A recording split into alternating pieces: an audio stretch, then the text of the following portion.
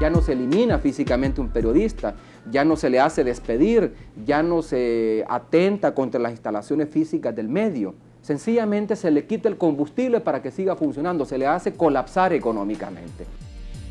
Para el gremio de periodistas, la libertad de expresión, información y prensa en El Salvador muestra signos de retroceso. Los espacios logrados con los acuerdos de paz, que permitieron el libre ejercicio de la profesión periodística, la divulgación libre de las ideas y opiniones sin temor a represalias, ahora enfrentan el riesgo de ser calladas utilizando mecanismos como el bloqueo publicitario en los medios de comunicación a través del Estado y la empresa privada. El principal de los obstáculos, a mi juicio, en materia de libertad de expresión en El Salvador está dado porque la publicidad oficial es utilizada con criterios discriminatorios, es asignada con criterios discriminatorios y arbitrarios a los medios de comunicación y está operando como un mecanismo de premio y castigo a los medios en atención a sus líneas editoriales o informativas. Una de las cosas extraordinarias de vivir en democracia es que las instituciones funcionan, ¿verdad? Y hay una institución para cada cosa. Si esta persona puede probar todas esas cosas, ¿qué pongo una denuncia? Sí, eso es lo más práctico y lo más coherente en una sociedad como en la que vivimos. Para los estudiosos de las comunicaciones, un país democrático permite la difusión y recepción de ideas, potencia el acceso a la información sin consideración de fronteras. El cierre del espacio sin censura de Canal 12 es un claro ejemplo de violación a ese derecho humano fundamental de expresarse. Vemos el cierre de un espacio muy importante donde había posibilidad de que se escucharan puntos distintos o divergentes o algunas críticas o señalamientos muy puntuales sobre cómo se administra la cosa pública, sobre el rumbo que ha tomado el país. Como al gobierno no le gusta el espacio, como lo considera muy crítico, como cree que le daña, entonces viene y presiona al medio de comunicación. Y a mí no me cabe ninguna duda que el gobierno de la República ha presionado a Canal 12 de televisión. Y no me cabe ninguna duda que puede hasta haber algún pacto, algún acuerdo entre la empresa y el gobierno, en el sentido de que en la medida en que disminuye la crítica, en la medida en que se cierren espacios de este tipo, se le puede dar publicidad. Para los medios de comunicación, la principal fuente de ingresos es la publicidad que puede ser del sector público o privado. La publicidad estatal es utilizada para transmitir mensajes de interés nacional, para llegar a la mayor audiencia posible. Por tanto, su pauta debe estar en todos los medios posibles. Cuando le retira la publicidad, no solo pervierte su razón de ser, en el sentido que el mensaje deja de tener dimensión pública, sino que castiga al medio porque este se ha afectado, ya no tiene el combustible para seguir existiendo, y entonces, ¿qué es lo que hace? Puede cerrar el noticiero, puede cancelar un programa, puede despedir trabajadores o sencillamente condiciona el trabajo de los periodistas. Desde su fundación en 1984, Canal 12 ha potenciado la libertad de expresión e información y ha mantenido una actitud crítica frente a la realidad nacional. Durante los terremotos de 2001, denunció la repartición arbitraria de la ayuda por parte del Ejecutivo, así como la organización centralizada de la cooperación internacional. En represalia, el gobierno retiró casi toda la publicidad del canal. En los 3 meses posteriores al terremoto, dejó de percibir más de 3 millones de colones, situación que llevó a que TV Azteca propusiera el cierre de la empresa. Los medios de comunicación vendemos un servicio. ¿Cuál es el servicio? En el caso de la televisión, tiempo al aire. Ese tiempo al aire es pagado por los anunciantes y uno de los principales anunciantes del país es el gobierno. Yo diría que el más importante anunciante. Y los mecanismos que usan las agencias se llaman ratings, ¿verdad? Es decir, si usted va a invertir X cantidad de dinero en publicidad, ¿verdad? La va a colocar en el programa que ven 100 personas, no en el que ven 3 personas. Pero los periodistas y medios de comunicación no solo sufren el bloqueo económico gubernamental, sino también una serie de barreras que impiden el acceso a la información en todas las instancias del Estado.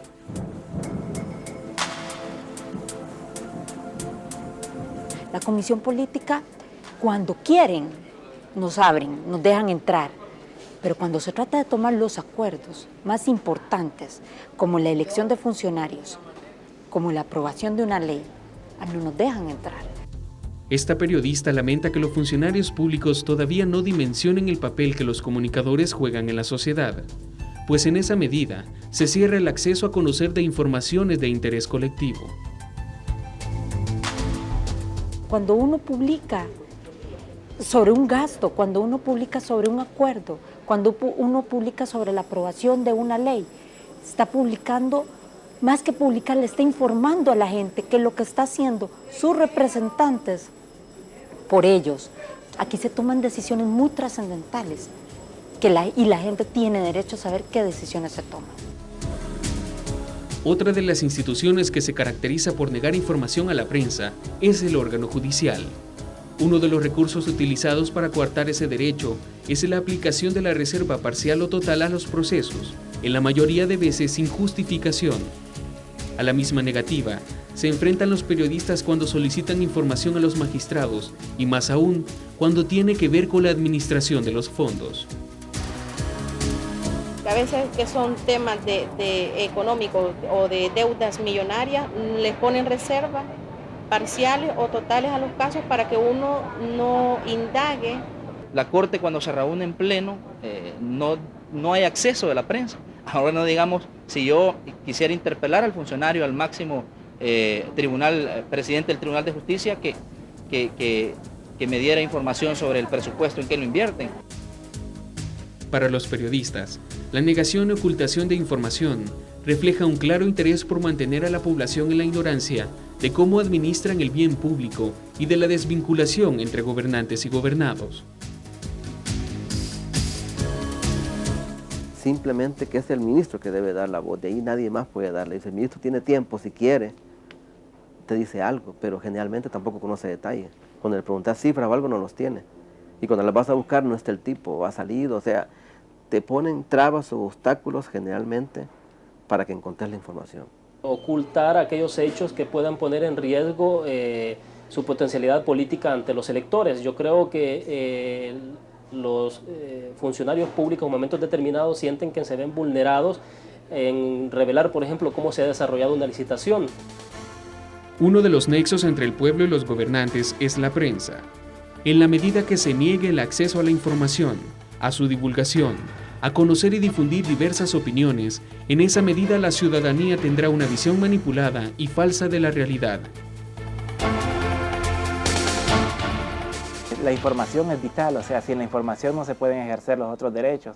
Y en la medida que el Estado se presta para restringir sistemáticamente las fuentes de información o violar tu derecho a buscar, a recibir o difundir información libremente, en esa medida te está violando todos los demás derechos que puedes ejercitar a través de ella. En la medida que nos permita desarrollarnos, movernos, tocar las fuentes que nos corresponden, en esa medida creo que fortalecemos la democracia, porque no es ocultando los errores del gobierno X que vamos a hacer mejores.